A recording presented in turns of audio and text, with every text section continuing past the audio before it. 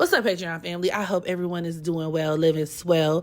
I'm coming to y'all with another celebrity natal chart reading. This is going to be on Cher in AE.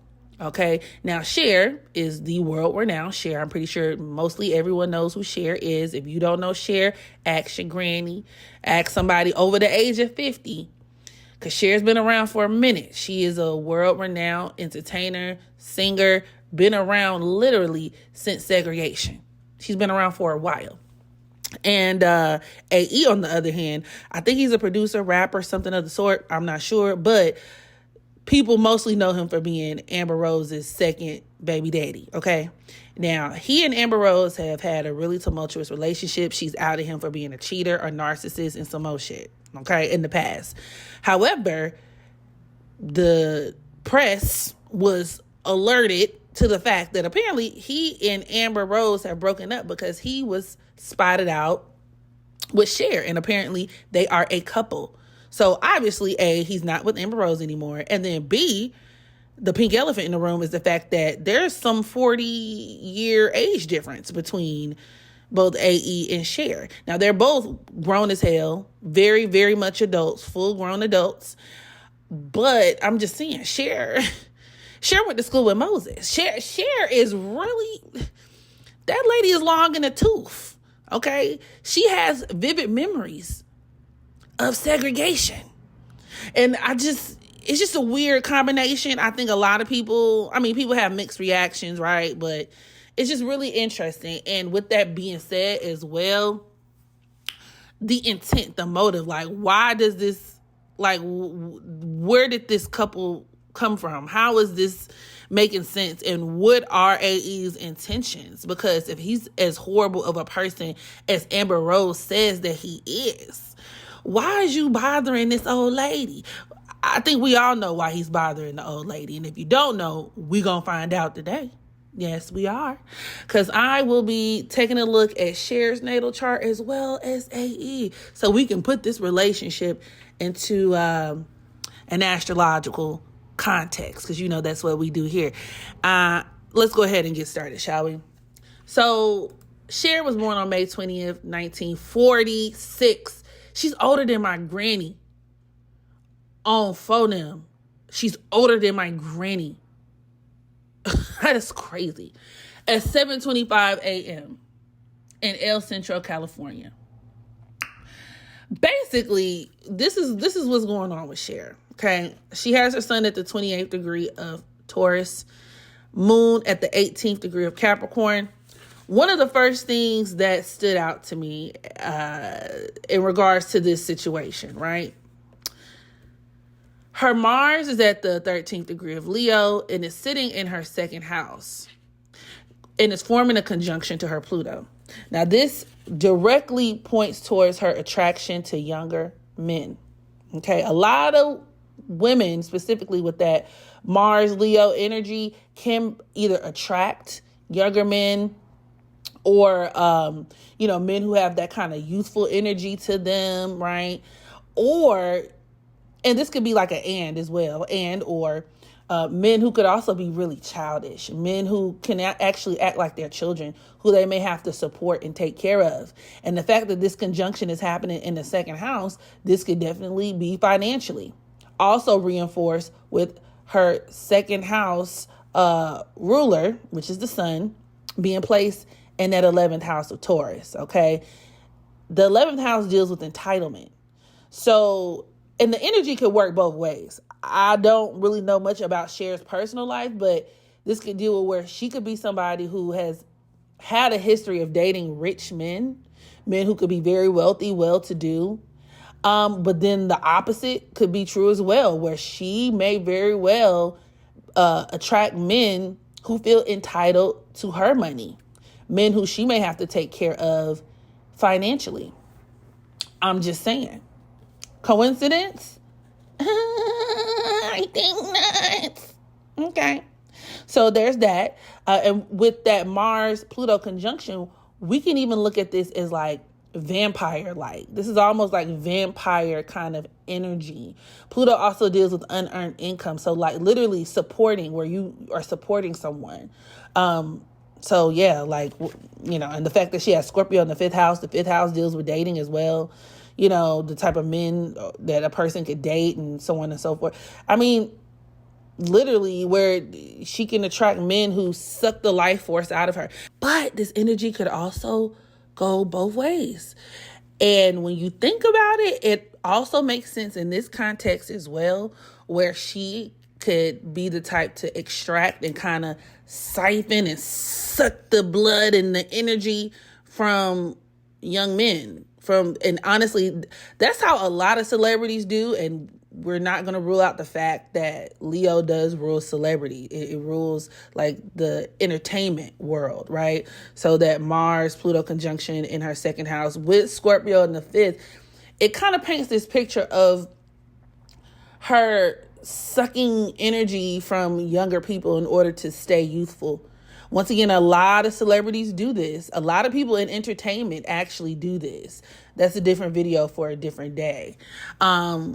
So, and honestly, Scorpio at its lowest level is parasitic. So that could be, her being siphoned off of, somebody being very parasitic with her energy or vice versa. But in its highest octave, it could be like a symbiotic relationship where both parties benefit. So, another way to look at this is maybe he could come up financially and she gets to extract his youth. You know what I mean?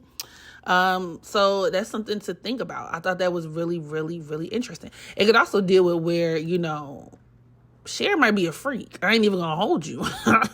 Like, the sex might be booming and bunking. You know what I'm saying? And with that Mars-Pluto conjunction in the second house, she probably gives some good neck. And she a Taurus too. She probably love head. Different video for a different day. Y'all know my mind be in the gutter sometimes. So, but I thought that was really interesting. Can you imagine her having? It's just so hard. Like, I know that you still, as a woman, you're still gonna have needs. That doesn't make you not human because you're an older woman. But cracking open and busting down like a 70-something-year-old is wild to me. Wild. Now, taking it back to Cher's sun in that 11th house, once again, we can look at this as entitlement, but also her dealing with men in the industry. That could also be another byproduct of that Mars-Pluto conjunction in the second house of Leo. Something else that could be very telling in terms of this situation, she has her Mars square Mercury in the 11th house. Her Mercury is in Taurus as well. And considering the fact that Gemini is in the 12th house for her, she has that Gemini North Node, Venus conjunction in the 12th house. That could be kind of concerning in the sense that she could attract, it kind of gives con artist energy. Men who aren't really stable, men who may say one thing and do another. Now, that could also deal with secret relationships, especially with that Venus conjunction happening in the 12th house. But a man who could live a double life, who's not what you think he is, a relationship that's not what you think it is or we think it is. It's, lots of infidelity too. That's just what it is. She also has that Capricorn moon in the 7th house, opposing her Saturn in the 1st house of Cancer. Which can actually create situations where maybe she feels like, or she attracts partners to whom she has to mother. So this could also be indicative of AE having some mommy issues, some really deeply rooted mommy issues. As a rule of thumb, Capricorn in the 7th house can produce age differences in relationships, really big age differences. So the fact that her moon is here opposing Saturn in that 1st house, that says something. And it could also even deal with too, where she may not be as, there could be some issues surrounding race with her. Now, I don't know. I wouldn't necessarily say this would probably make her racist per se, but it could even deal with her having some hangups about like dating within her own race. Although, I mean, to my knowledge, she's only dated white men, but, this could give some issues in regards to either race, colorism, or maybe she's dated men who, projected those issues onto her or something like that. So, I thought that was kind of interesting. But she does have Sagittarius in the 5th house that can produce like biracial dating or an interest in biracial dating and so on and so forth. So it's like, I mean, okay, whatever. But I'm more concerned with the opportunism angle, especially with that Capricorn moon opposing her Saturn. That could also deal with where she's, she could also attract, once again, opportunists, people who are looking to come up from the relationships that operate more like businesses as opposed to personalized situations. That could be a problem. Transactional relationships and arrangements. That could be a problem. And I think Aquarius is bleeding over into her 8th house, if I am not mistaken. Actually, it's a 9. I lied. Just kidding. But, either way, that's something to think about. Okay. Now, when we look at AE's chart, AE was born on September 21st, 1986 in Oakland, California. We don't know his time of birth, but we can discern that he is a Virgo sun. His sun is in Cher's 4th house, which can make him more of a caretaker. This is like a caretaking aspect. This could also reinforce a lot of those mommy issues where they're like, mimicking and replaying a lot of like those early life family dynamics. Maybe she's a mother figure to him or something of that nature. But also where he could quite literally be a caretaker to her. Like I could see him like if he has his way, like, like literally like, Virgo is the help. And in the 4th house like that, where he's getting a lot of help from her.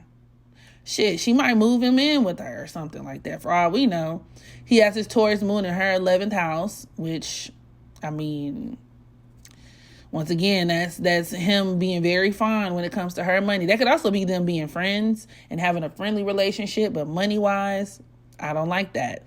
His moon is opposing Pluto, and he has his moon opposing Venus in Scorpio. Both of these aspects right here, not only are they indicative of a man who could be very shady when it comes to extracting money from a woman, and the fact he has Libra on the South Node, that could be him, like if they were to get married, like I could see him being the type of dude to sue a woman for like alimony or something, or like spousal support or some shit like that, trying to see what he can get, like on some lawsuit type shit. This could also make him somebody who could have lawsuits filed against him as well. And that Venus-Pluto conjunction, that's him having unearned income, and extracting unearned income. And it could be by way of a woman, or where he could be a clingers on. This could be applicable to a spouse. He already has a lot of karmic debt tied to women, to marriage, to spouses, with that Libra South Node. That has a lot to do with him just being somebody who, especially with that Venus-Pluto Scorpio conjunction and the opposition between his moon and Venus, where he has a hard time being a one-woman's man. And I don't think that's going to change just because he's with Cher. And not to mention, him and Amber Rose had a Libra, a Sun-South Node relationship. She's a Libra Sun. Different video for a different day, but if y'all been around me for a minute, y'all already know how I feel about that. Synastry-wise, it was doomed to fail from the very beginning. And she seems to pick a lot of men who have that Libra South Node. She attracts a lot of karmic situations. But once again, that's a different video for a different day. But as it pertains to Mr. AE, all the signs are there in terms of him being in this relationship for self-gain. He's also an Aries North Node. Technically, I mean, he is supposed to be somebody in his lifetime who looks out for self. And the way that he does it, the fact that he has his Mars and Capricorn squaring his nodes, that could be through, that's a person who's always on the quest to, like, for acquisition, to make seek status. They're always looking for the next business opportunity. And the fact that Mars is squaring his Libra South Node as well, he can bring that type of energy into his relationships. And that could be a really big determining factor in his relationships and how he conducts himself. So if you ask me, for all we know, he was on that type of time with Amber. And so now he found, his next bag, his next opportunity, and it is what it is.